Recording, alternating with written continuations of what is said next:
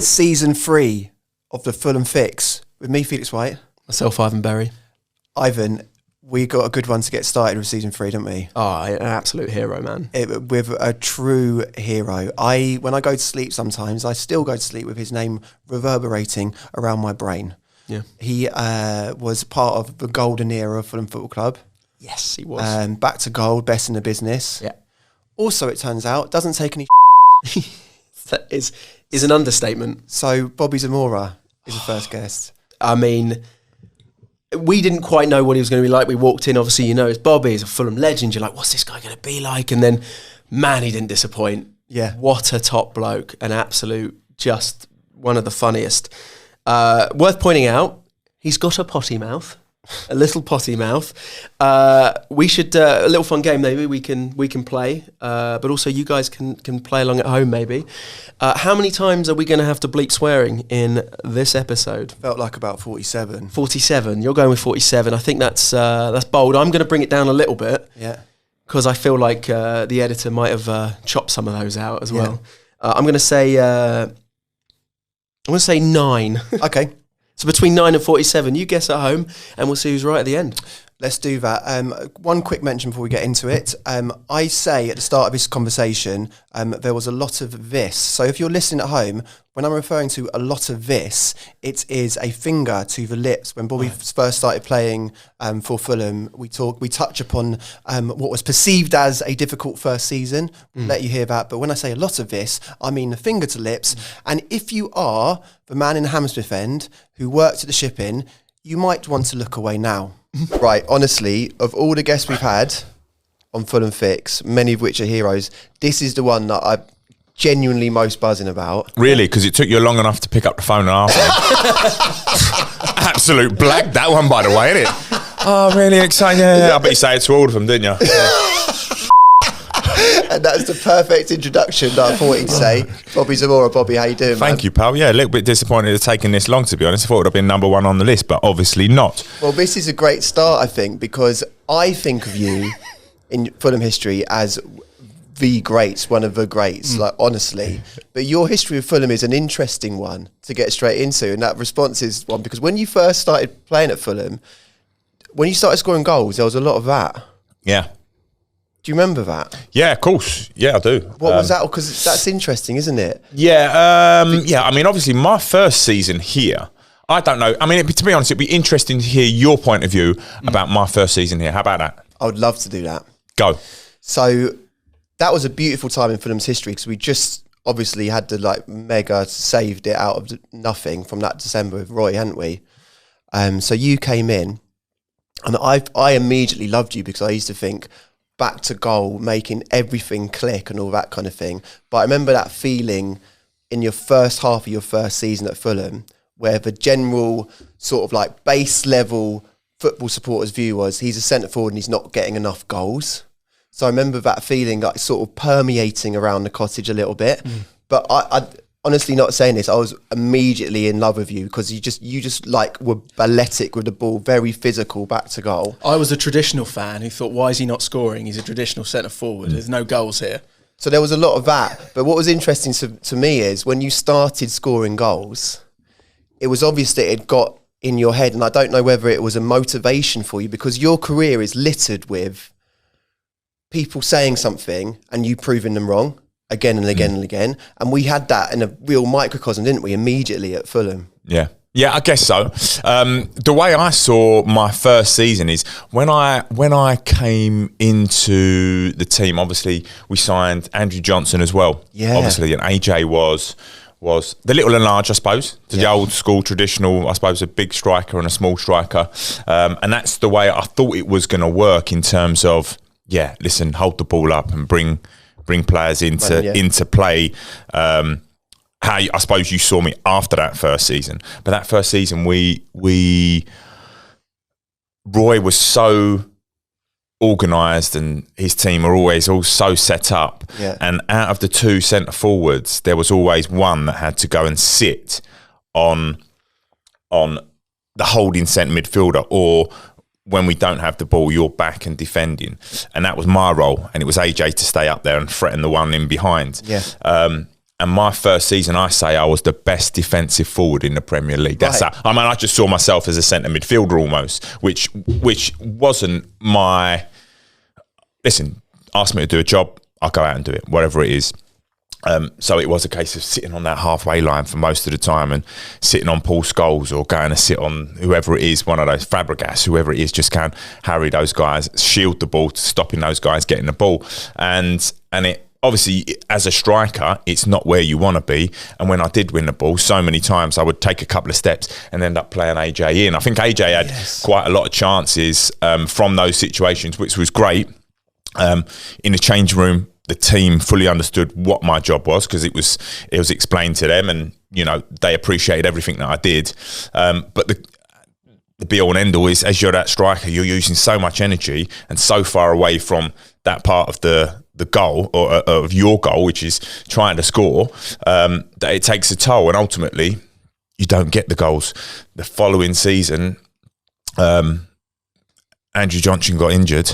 I ended up being that one up there, and Zolly jumping in behind, role reversed, and I'm closer to the goal. Could you were get the ball. involved in 29, goal. I mean, there was it 19 goals and 10 assists then? Yeah. So how it sort of turns around. I never put that together because that was almost an accident, wasn't it? AJ got injured. He done his cruciate, I think it was, and very early in the start of the season, and I ended up being that one. And Zolly, who was probably more natural at that position anyway, in terms of he wasn't an out-and-out striker. He could do everything in and around that, from being on the wing to midfield to a number 10 position. So it actually worked even better. And the ball's coming up to me. Zolly would instinctively know where to be. The same as Damien Duff, Simon Davis, and it all sort of really gelled and benefited me with so much better. But in terms of going back to the fans and what they thought, listen, I had a year's worth of, I suppose, abuse from numpties who had no idea about what my role was. Right. Looking at the black and white of he's a striker. I'm taking that personally, if I'm honest, mate. Yeah, aim at you. Listen, the black and white is you're a striker, you should be scoring goals. Whereas if you were to ask any of our teammates, listen, what did you think of Bobby in that role? Brilliant. So every day I'd go into training and boys were like, class on the weekend, well done, mate, blah, blah, blah, which is great. And your teammates and everybody in that circle, in that bubble fully supports you. Whereas a lot of people out there, like I say, looking at the black and white would go striker, X amount of goals, failure. So that was a little bit hard. And when the goals come, there was a few sections of the crowd where I'd hear them from time to time, and there'd be. So was it a direct? Would you see someone? Yeah, there was a little group of people in that corner, probably where the M is or the A is, the bottom of the A, something like that is. Around there. But every corner. You know who you are. He does know who he is actually. I think he worked at the ship or something. The boys went, "Oh mate, you know what? He said you used to always abuse him." And I used to go, "At you big fat burger." Pardon my French. When he scored it. Yeah. So there was quite a few. There was quite a few there, and ultimately, listen, I think he changed his tune when the goals go in the back of the net. But that's how fickle football fans are. Clearly, he did, man. That is really, really incredible. Yeah. I want to go further into that. And anyone sat around him? Sorry, was it just him? I don't know. There was a little group around there, but there was the odd few scattered around the ground. But that, like I say, those are numpties, much like yourself, Ivan, who have no idea what goes on what people's roles are in a team. So take this moment to apologise. No. Just like me coming in 15th out of about 40 players on the podcast. Yeah. Well, it's been a pleasure having you on, mate. That's all we got time for. Go on, Fulham. Bob, when you talked about Zoltan, as you're talking about the partnership, literally as we're sitting here, the pitch in the background, goals are flashing through my head. The one that I always talk, we'll get into the goals a bit later, specific goals, but the magic one that no one talks about is the second goal against Juventus. When you spin it, I think it's Simon Davies on the left-hand side, and you sort of spin it off the shoulder. Do you remember that moment? Yeah, in this corner, the ball comes in, don't I zink it around the corners. Simon goes down the sky, cuts it back, and Zolly has that side foot finish in. Do you flash back to those moments of instinct or genius? Do you know what? We used to do those practices. Like I say, we were so drilled. I could have played anywhere in that team because we'd do the same practice over and over again with Roy. So it was bits and pieces in and around the box that I absolutely loved. That's a danger zone for defenders. When I'm on that 18-yard box, you're so close to defenders cannot make a tackle because it's either a free kick on the edge of the box or it's a penalty. Yeah. And we used to work on so many little bits and pieces, from the ball coming in, Zolly coming off me, Simon coming in, Duffer coming in, Danny Murphy being there, whatever it is. And we used to do it so many times in training, that little practices like that, little balls down the side. And yeah, those are the bits that what training's for, and movements like that happen. And then they happen in great circumstances like Juventus, you know. And yeah, amazing. Even the diag from Conch, you know, I know it's looks like a big long ball, but you know, we used to work on that, me pulling on it, either, you know, chesting it down to somebody or being able to take it inside and get a shot. So like I say, training is key to success of teams. What are your memories of training? Because that was the one thing, the few players we've chatted to With trained under Roy, it's it maybe not the most exciting behind closed doors. Like, it's very repetitive. It's you know. Yeah, at the time, you think, I mean, we used to say to Ray Lewington, any chance of 5-a-side or a bit of fun or something, like, please, come on. Because we do the same practice day in, day out. You've heard it all before, day in, day out, the same one. You'd either speak to the forwards and that will be the focus, but it'll be the same practice, or you speak to the defenders, same practice, midfielders, same practice. But at the time you think, this is boring and so repetitive, and yes, we understand it, yes, we get it, but it's only when you look back now, you know what, this is why we're so drilled, this is why we're so organised, this is why we can beat Manchester United, we can beat whoever it is that comes to the cottage, or when we go away to somewhere. It's because we're so organised, so well drilled, and everybody knows their role. And yeah, like I say, looking back now, Roy, genius for you know what he does, and you can see after leaving here, going to Palace, saving them, and and all the other clubs that you've been to, and done a great job. That's why. Do you feel like you were coming close to being a fully evolved footballer at that time? Because I was living in Brighton when you were playing for Brighton, and you were like obviously scoring a lot of like magical goals for fun, and people used to talk about it all the time. But when you're talking about coming to Fulham and having to play different roles, did you feel like you were evolving at that perfect time? Do you know what I mean? With that unit of players, did it sort of synchronise in some way? Yeah. Do you know what? My game evolved all from my childhood, I suppose. When I was younger, like, I mean, 9, 10, 11, I was rapid compared to everybody else. So one element of my game was that getting the ball in behind and getting my shot off. Then everybody went like that, massive, like huge. I was the smallest in my Sunday side, like tiny. And my game had to be, well, I can't run in behind anymore. It's a little bit more technical. Okay, I have to control it, get it off, da-da-da-da-da. Then going into youth team football, I suddenly took a growth spurt. So, but I was like that, beanpole. And then going to Tottenham and another level, and everything, the intensity, going to West Ham. And I remember my game had evolved. At Brighton, I was, I suppose, I said it the other day, that I was agile, young, energetic, but in League 2, League 1, it was up against cart horses. Yeah, so physical, isn't it? Yeah. So physical, but listen, I could get away with running short, going long, just understanding movements of how to be a striker.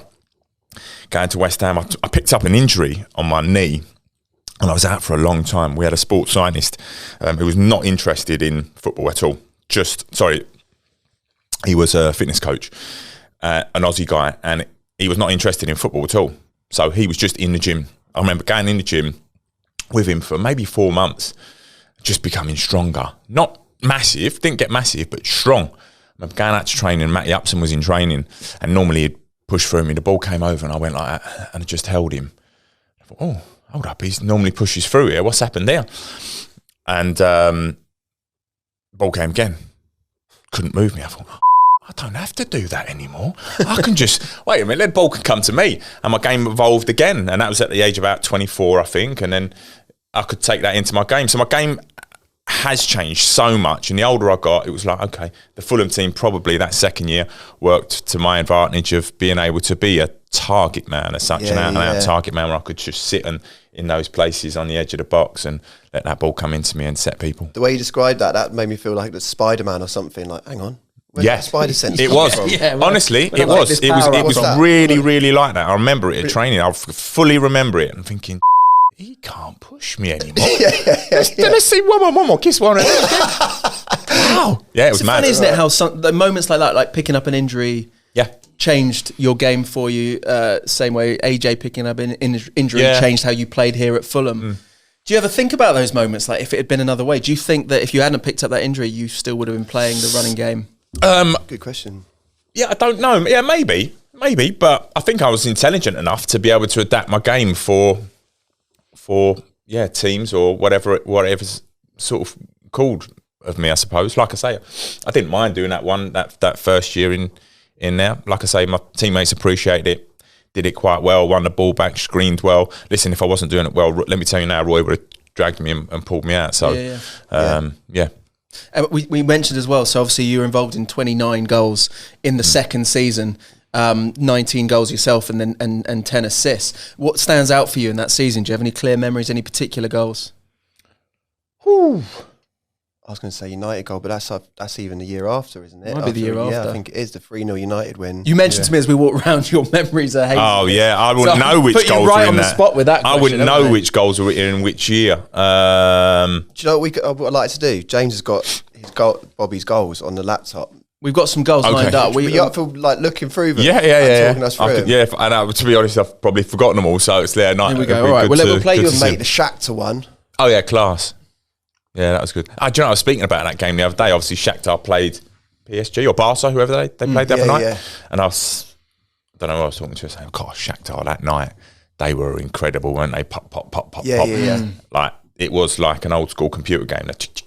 That's what we remember anyway, being involved in it. And then, but winning 2-1. Oh, that one. Watch this, mate. Zolly coming over. You muppet. I think he's shouting at me. Yeah, he called everyone a muppet, didn't he? Yeah, he calls everyone. Yeah. That's what I mean. Zolly in that hole, just going around, bang. Yeah, mad. What a finish, though. Mate, yeah, goal doesn't move, does it? No. Goal doesn't move. Yeah. Just know where the goal is, I will never have a feeling like that in my life. No, like so few human beings will know what it feels like to do that. Yeah. Do you remember like the endorphin rush? It must have been, or did you not feel that when you scored? Yeah, just the buzz, isn't it? Really nice. Do you know what? Do you know what's really nice though?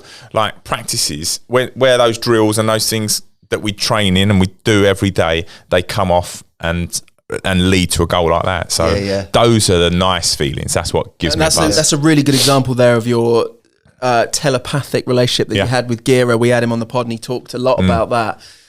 What's your memories of your relationship with Gira and why do you think it was so like telepathic? He's just such an intelligent player. He really is. Doesn't get the credit. Yeah. But again, he's one of those ones that all his teammates would say, great lad, amazing trainer, great player, just goes unsung. There are so many of those in football as well. There are so many of those players that just go about their job, and without them, teams wouldn't get the success that they do. And Zolly's one of those. But yeah, in terms of the understanding, like I say, such an intelligent player, an amazing right foot that could find you in any position, whether it's outside the boot, a little dink, whatever it is. So whenever he used to get the ball, there would be him getting it under control, and there's a split second where he looks, and at that point, obviously I know I make the movement, whether it's short, whether it's long, wherever it is, and then he will find you. So it's easy. It's that just making my movement in that split second when he looks, and it's just that understanding, and he knows where I am because we do drills, right? If I'm here and he's in that position, there's a good chance that he's going to go behind or he's going to do this or he's going to do that. And he's just one of those players with the ability to put the ball where it needs to be and the intelligence, the look, just the whole lot. So I think was it Wolfsburg? He has something to do with that one as well. We should definitely do Wolfsburg. Should we have a little look at the next goal? This give me. Is it actually Wolfsburg as well? Here we go. We've lined it up, mate. Here we go. Job to get one here. Bobby Zamora, what a chance! Oh, they've got it! What a start this is!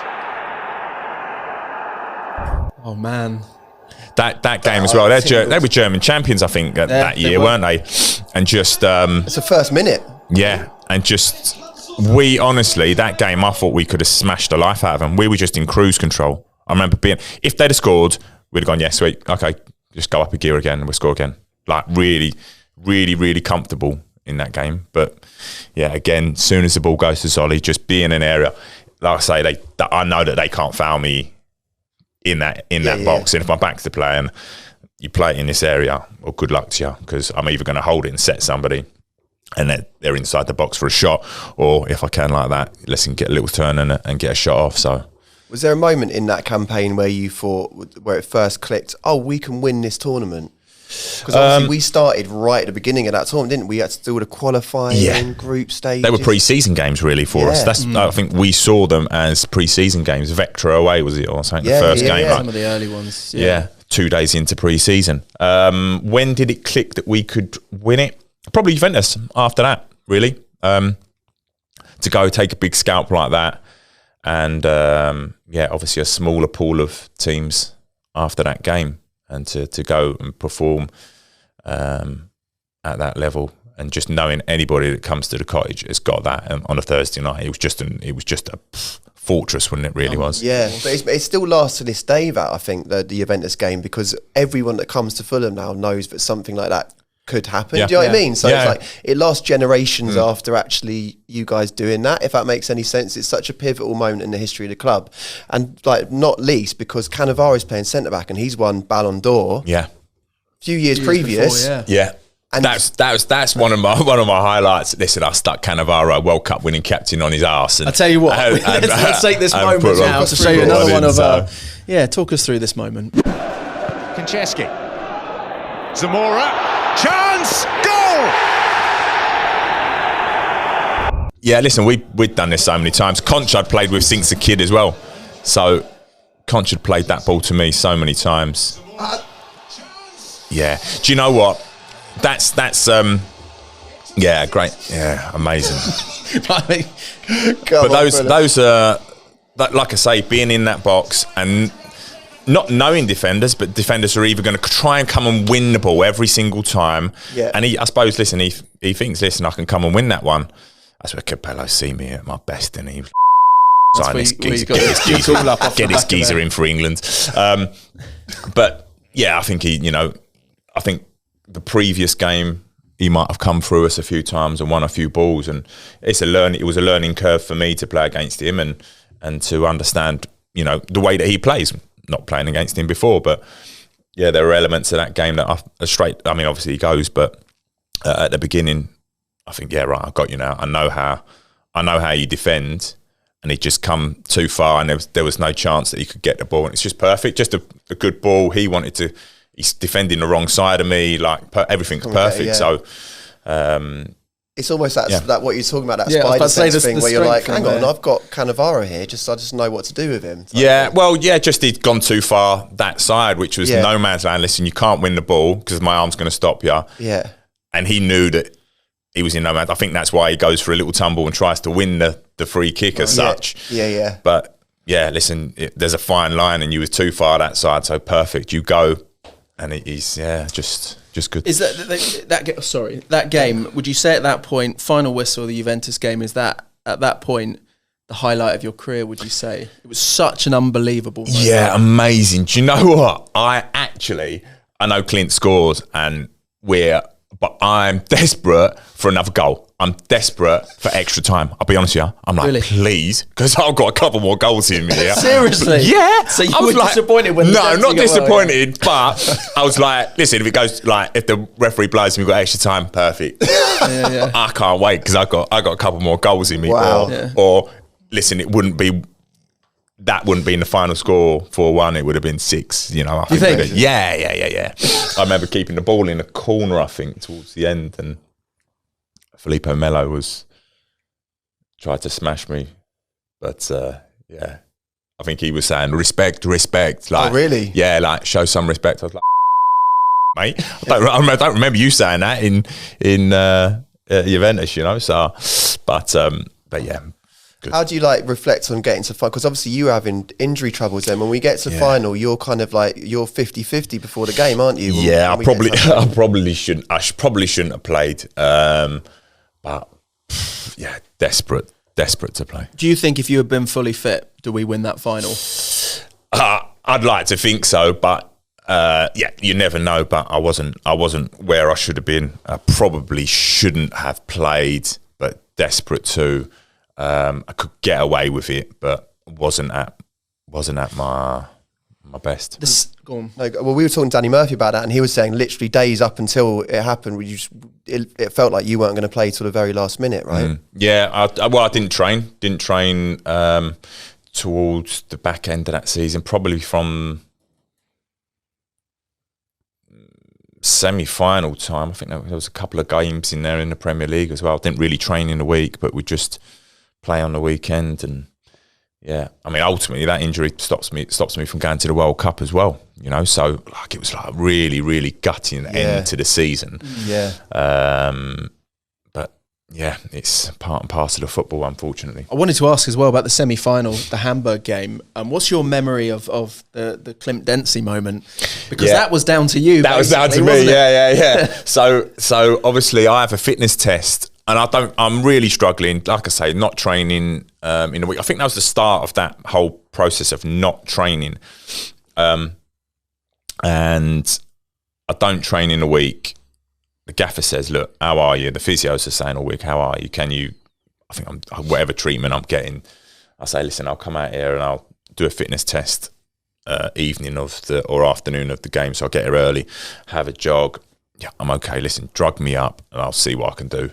But I think previously to that, the managers obviously said to Clint that, listen, you're going to play. And then I'll do the fitness test pass, and then it's down to Roy to make his decision. And he's gone with me, and he obviously has to call Clint into the office, into the room after. And I just remember Clint coming into the changing room afterwards, just like hand like bang straight through the window. This lunatic.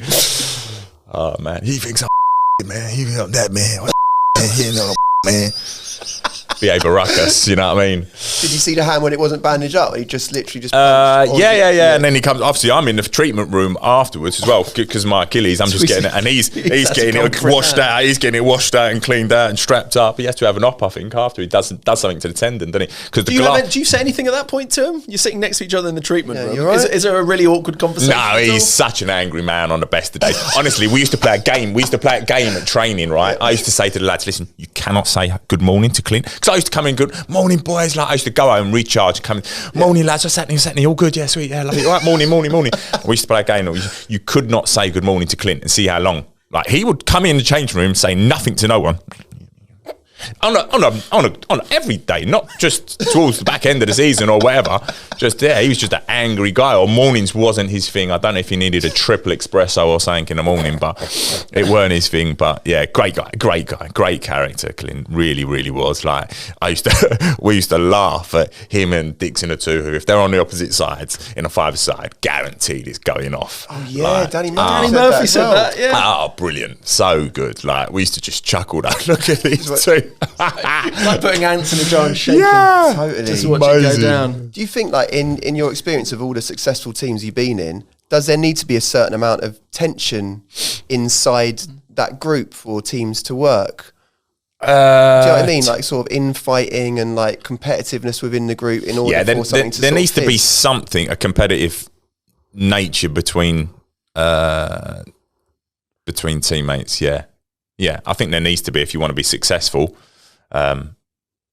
because those are the elements that are when the chips are down, when it's hard, when it's that character comes out and fires, maybe fires one or two people up. Yeah.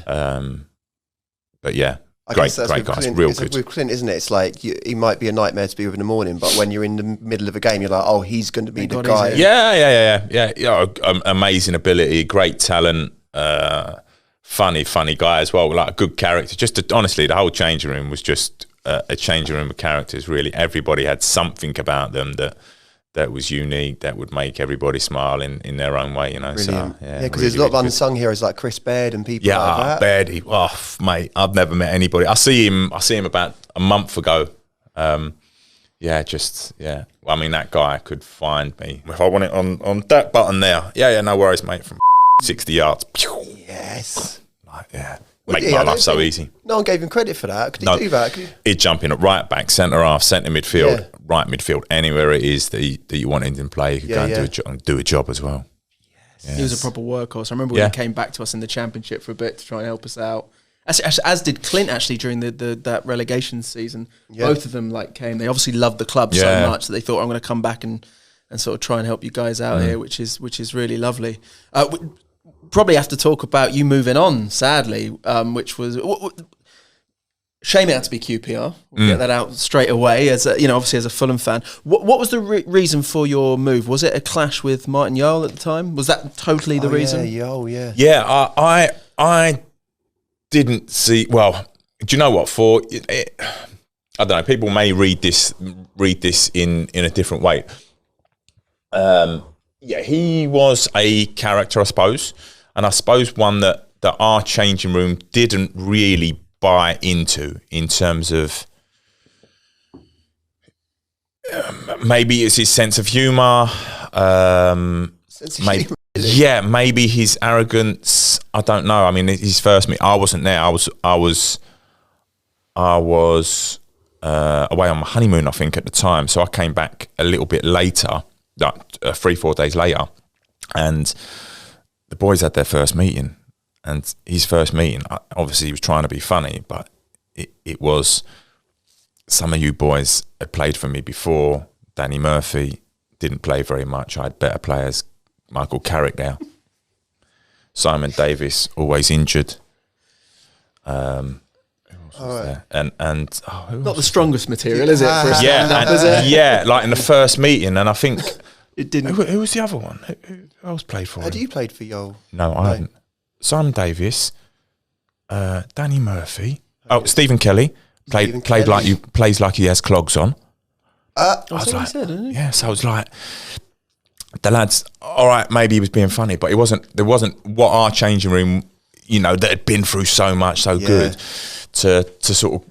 And I remember getting phone calls from the boys straight, mate, you want to hear this guy? And I don't know if that straight away. Listen, don't disrespect my pals, sort of thing. And then it was a case of, listen, at the beginning, listen, you're a very good player, Bobby, and I think you better hear at number 10. And I was like, look, Gaffer, I'll be honest, we've had so much success with me just being on the edge of the box. I'll do what you want me to do, but it's not going to get the best of everyone, not just the best of me. Yeah. Like if I have the ball on the edge of the box, Duffer's coming in, Zolly here, whatever it is. And he would say, I don't want you doing that. I don't want you doing that. And I was like, and I'd do it in training, and he'd stop training and shout at me, and I'd be like, what the, a little bit frustrated. Found it a little bit frustrating. We just didn't see eye to eye, and I think I picked up an injury. No, I had an illness, and I think he came out and was saying to the boys that I was lying. I was like, what?